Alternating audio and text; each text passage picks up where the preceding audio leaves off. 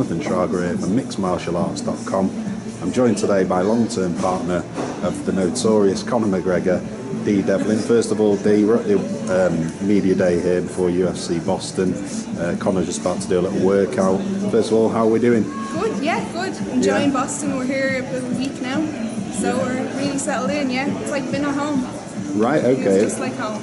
Have you both been getting recognised a lot when you've been walking around? Yeah, well, not me, but Conor definitely, yeah. Everyone is so nice and everyone is really accommodating here. It's like he's one of their own, really. They're taking good care of him over here. Fantastic. And I wanted to ask, obviously, you know, in terms of like, exposure, Conor's has really been a meteoric rise. I mean, obviously he's always been very talented and he was big within Ireland. But since coming to the UFC, he's kind of blown up, and now globally in the MMA scene, he's massive. Yeah. Has it been like, obviously to experience it as Conor's partner, has it been like a massive whirlwind, really? Yeah, it's crazy, definitely crazy, and it's every couple of months it goes to another level. It's like even now compared to when he fought in Vegas in September, it's gone to that extra level now of recognition, and everyone kind of like, when we came here, last time we were in Boston, Conor was on the undercard. Like, we weren't expecting anything like what we were hit with when we came here. Like, he's billboards, there's buses with Conor on the side of them, there's bins everywhere with his face on it. It's just crazy. The place is blown up. It's great. Yeah, it's really good. And obviously, you know, you were with Conor before the kind of UFC hype machine got behind him. I mean, has Conor always been the same? Has he always been uber confident? Always. We always knew that this was going to happen. It's nearly like we were predicting the future. It's weird to say, but we just always knew that he was going to get to that next level, and it's just every couple of months it's just going and going and going, and the sky's the limit. And he seems to embrace the kind of the media spotlight. You know, he's obviously very comfortable in it. Is it a case of, I mean, I've heard him say in the media that he takes it all in his stride and he envisaged it all like you just mentioned there. But even at times, does Conor have to step back and think, wow, this is surreal, the kind of level of it? As in media obligations? No, just generally as in the spotlight that's on him now. Is he ever in awe of it at all, or does he literally just take it all in his stride? There's always times where you'll say, wow. Like, even when we got here to Boston, we were like, wow, there's billboards. Even when we got to Vegas, there was a billboard with Conor's at the MGM. There was big posters of his face in Vegas. Like, there are times where you say, wow. But so even Conor is astounded by it at times. Take it all in your stride. Yeah, of course. You're only human. You know what I mean? You kind of, definitely there are moments where you're like definitely when we got to Boston and saw the billboards, the bus, we were sitting in a coffee shop on our first day when we arrived here, and a bus drove by and his face is almost like, they're surreal moments that you're only human. If everybody would take a little bit of wow from that. Yeah, no, absolutely. I was going to say, obviously now with every fight that Conor has, and as you said, the media exposure increases with every fight, every couple of months. The pressure now with every fight, obviously the implications are bigger. Obviously if he wins on Sunday, the title shot and stuff, I imagine it's hard being the partner of a fighter anyway, because of the kind of, you're so emotionally invested.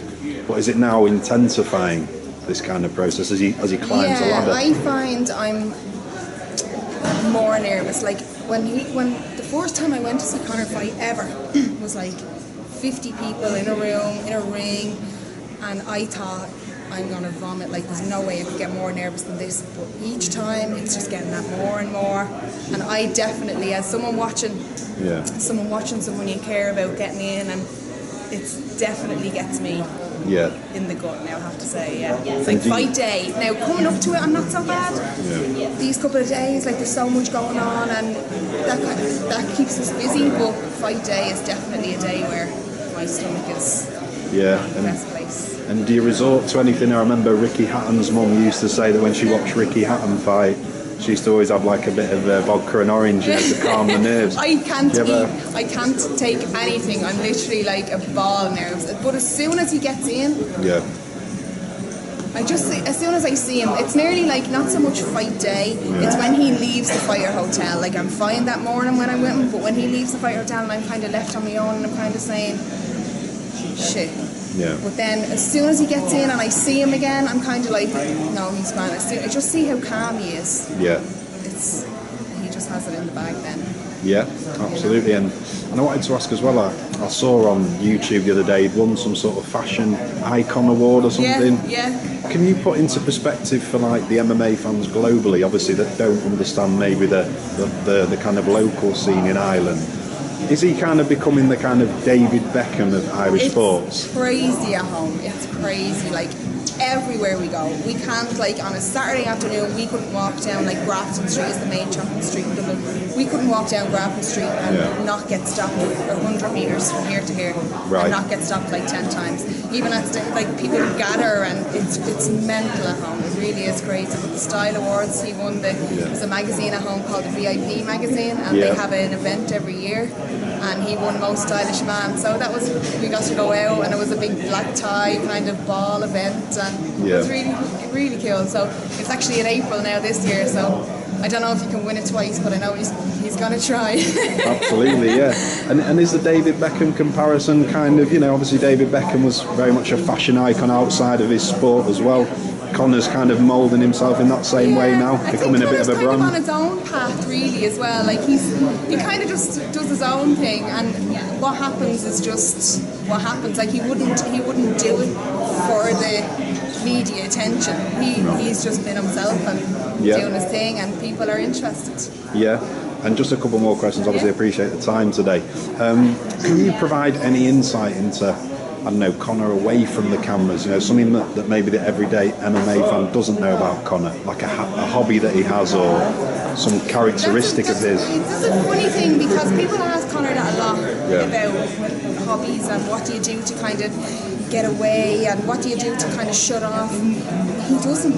It's weird to say, but he doesn't shut off. Like if he's at home chilling out, he's on the internet, he's watching videos, or I go down and watch him train a lot, and he'll ask me to video him doing his training sessions, and he'll be watching those videos back and rewinding, and he never does actually shut off. Like he doesn't have any other kind of hobby. Like we have a dog, and we walk the dog a lot, but even when we're walking the dog, he'd be kind of shadow boxing, and like he just does not shut off ever. It's weird, but he doesn't. Right, yeah. So maybe that's a trait that he needs to have. Absolutely, yeah. He's fascinated with the sport. He's just fascinated, exactly, yeah. There was something else, but I've completely forgotten what it was now. I've lost my track. But obviously, I really appreciate the time today, Dee. Best of luck for Conor on Sunday, and